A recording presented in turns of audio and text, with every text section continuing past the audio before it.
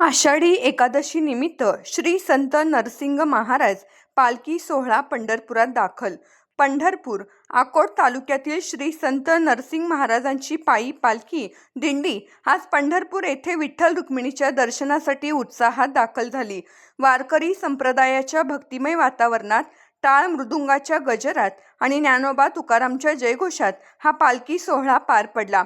ह्या दिंडीचे चालक हबप सच्चिदानंद महाराज लहाणे अकोलखेड, दिंडी सहाय्यक हबप ज्ञानेश्वर महाराज कुलट तसेच दिंडी व्यवस्थापक हबप सुरेश महाराज वाघमारे यांच्या मार्गदर्शनाखाली दिंडीने यशस्वीपणे पंढरपूर गाठले.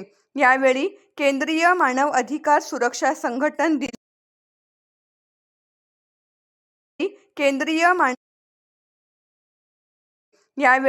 केंद्रीय मानव अधिकार सुरक्षा संघटन दिल्ली, महाराष्ट्र राज्य विदर्भ उपाध्यक्ष तसेच सिटी इंडिया मराठी न्यूजचे उपसंपादक अकोला जिल्हा देवेंद्र पुणकर सावरा मंचनपूर यांनी दिंडीतील सर्व वारकरी भक्तांना विठ्ठल रुक्मिणीच्या दर्शनाच्या शुभेच्छा देत आषाढी एकादशीच्या हार्दिक शुभेच्छा व्यक्त केल्या. त्यांनी सर्वांच्या सुख समृद्धी आणि निरोगी आयुष्यासाठी श्री विठ्ठल चरणी प्रार्थना केली.